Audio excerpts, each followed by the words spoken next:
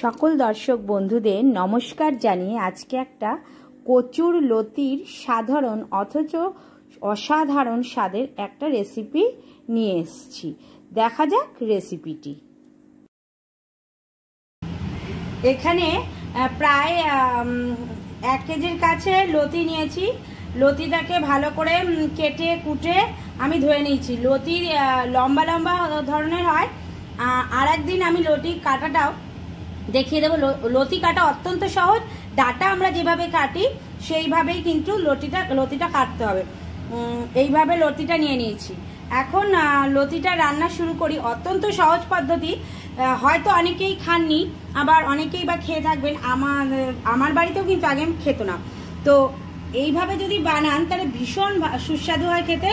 বেশি কিছু নিচ্ছি না। লতির সঙ্গে একটু পেঁয়াজ নিয়েছি, 7-8টা কাঁচা লঙ্কা চিড়ে নিয়েছি, আর 8-10 কোয়া রসুন একটু ভালো করে ছেঁচে নিয়েছি। ফোড়নের জন্য আমি একটুখানি কালো জিরে ব্যবহার করব, আর নুন হলুদ, ব্যাস, আর কিছু দিচ্ছি না। এখন কড়াই এখানে গরম হয়ে গেছে। গরম হতে আমি বসিয়ে দিয়েই কথাগুলো বললাম। দিয়ে দিচ্ছি সর্ষের তেল।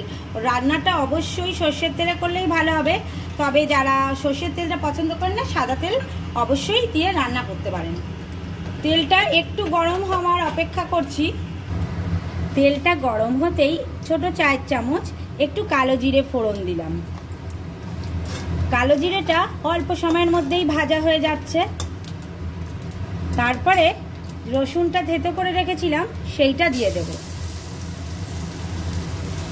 গ্যাসের ফ্লেমটা একদম কমিয়ে রেখে রসুনটাকে একটু ভাজা ভাজা করে নেব। ফ্লেমটা হাই করলেই কি হবে, রসুনটা না একটু পুড়ে যায়। তো আমি পোড়াটা চাইছি না। এখানে আমি হালকা একটু ট্রান্সপারেন্ট করে নেব রসুনটা একটু ভাজা ভাজা হয়ে গেছে। এখানে আমি 2টো বড় সাইজের পেঁয়াজ কুচিয়ে রেখেছি, সেইগুলো এবার দিয়ে দিচ্ছি। এবারে গ্যাসের ফ্লেমটা একটু হাই করে নিতে পারেন। পেঁয়াজটা দিয়ে একটু ভালো করে ভেজে নেব। তবে পেঁয়াজটাও কিন্তু গোল্ডেন ফ্রাই করব না। পেঁয়াজটাকেও একটু ট্রান্সলেশন হওয়ার পর্যন্ত, একটুখানি মানে হালকা ভাজা হওয়া পর্যন্তই নেব। পেঁয়াজটা একটু হালকা গোলাপি গোলাপি হয়ে গেছে। এই সময় আমি এই কাটা লতিগুলো এখানে দিয়ে দিলাম। লতিগুলো দিয়ে এবার আমি একে একে হলুদ আর নুনটা দেব, আর কাঁচা লঙ্কাটাও আমি দিয়ে দিলাম একসঙ্গে। রঙের জন্য এবং স্বাদের দুটো কারণের জন্যই দিয়ে দিচ্ছি হলুদ। আর নুনটা তো যে যার স্বাদ অনুযায়ী খাবেন। এমনকি লঙ্কাটাও আপনারা আপনাদের যেরকম ঝাল পছন্দ করেন সেইভাবেই খাবেন। নুন হলুদটা দিয়ে এটাকে একটু হাই ফ্লেমে প্রথমে নাড়িয়ে নিচ্ছি। এই যে লতি জিনিসটা, এটা মানে কুটনো কাটা বলে না, সেই করতে একটু সময় সাপেক্ষ ব্যাপার। তাই অনেক বাড়িতেই এটা কিন্তু হয় না। তবে আজকাল বাজারে কিন্তু দেখে থাকবেন এইসব জিনিস কেটেই বিক্রি হয়। আপনারা এনে বাড়িতে এইভাবে খেয়ে দেখবেন, কত ভালো লাগে খেতে। আমাদের বাড়িতেও খেত না। কেন কৃষ্ণা? তাই তো। কৃষ্ণা আগে খেয়েছিলি? না, আগে খাইনি আমি।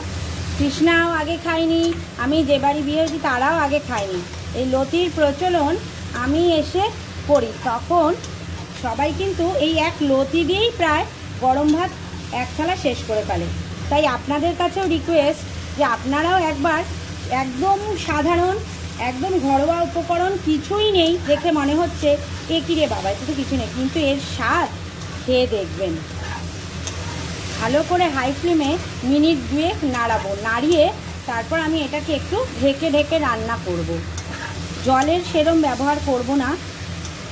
যদি প্রয়োজন হয় একটু জল ছিটিয়ে নেব, তবে আপাতত আমি এতে দিচ্ছি না। এতে আমার আর কিছুই দেওয়া নেই, শুধু একটু লঙ্কার গুঁড়ো ব্যবহার করব, কালারটা যাতে বেশ একটু সুন্দর আসে, একটু ঝাল ঝাল হয়।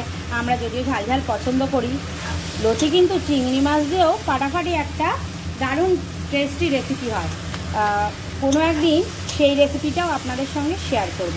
তবে লতি খাবেন, উপকার আবার টেস্টিও।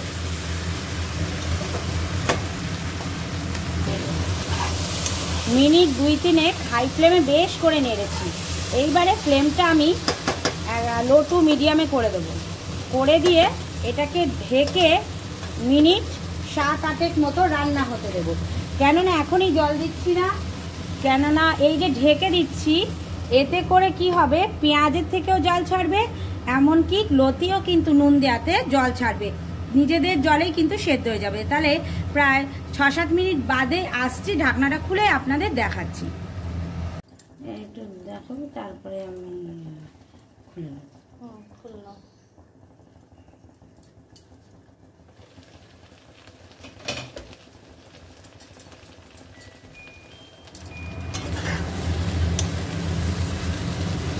কচুর লতি বেশ অনেকটাই 90% সেদ্ধ হয়ে গেছে। একটুখানি আমি চেপে দিয়ে দেখি, একদম সেদ্ধ হয়ে গেছে।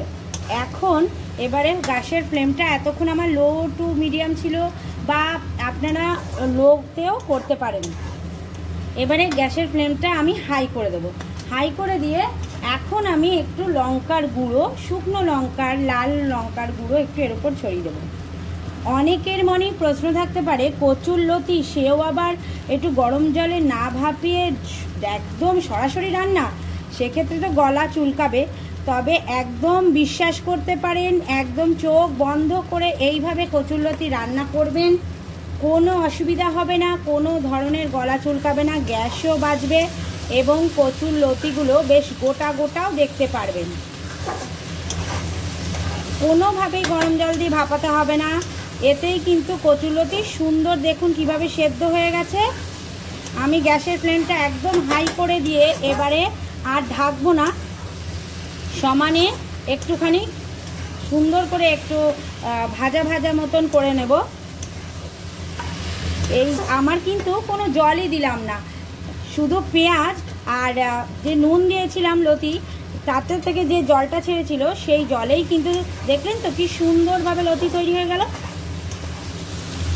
কচুর লতি রান্না আমার শেষ হয়ে গেল। হাই ফ্লেমে যখন আমি মিনিট 3 মতন এটাকে ভাজা করলাম, তখন এর টেক্সচারটা পুরো এরম তৈরি হয়ে গেছে। লতি রান্না আমার শেষ। হারিয়ে যাওয়া এই ধরনের রান্না আমার চ্যানেলে কিন্তু আপনারা অবশ্যই পাবেন। এরকম ধরনের রান্না আবার পেতে গেলে কমেন্টসে জানাবেন, আমাদের চ্যানেলটাকে একটু সাবস্ক্রাইব করবেন। আর অবশ্যই এই লতির রেসিপিটা বাড়িতে বানিয়ে খাওয়ার অনুরোধ থাকলো। এখন আমি এটাকে একটা ডিশে নামিয়ে আপনাদের দেখাচ্ছি।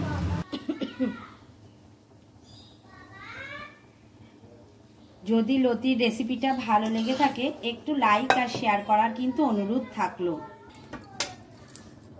আপনারা যদি আমাদের ফেসবুকটা ফলো করে থাকেন তাহলে পেজটাকে অবশ্যই ফলো করবেন আমাদের ফেসবুকে, আর লাইক শেয়ার করবেন। একটু গরম পড়ে যাচ্ছে, এরকমভাবে একদম সাধারণ মশলা এইভাবে রান্না করে খাবেন, খেতেও স্বাদ লাগবে, ভালোও লাগবে। তাই সকলেই যেন সুস্থ থাকেন এই কামনা করে আজকের মতন এখানেই শেষ করছি। আরেকদিন আসবো আর একটা নতুন কোনো সুন্দর রেসিপির সাথে। নমস্কার।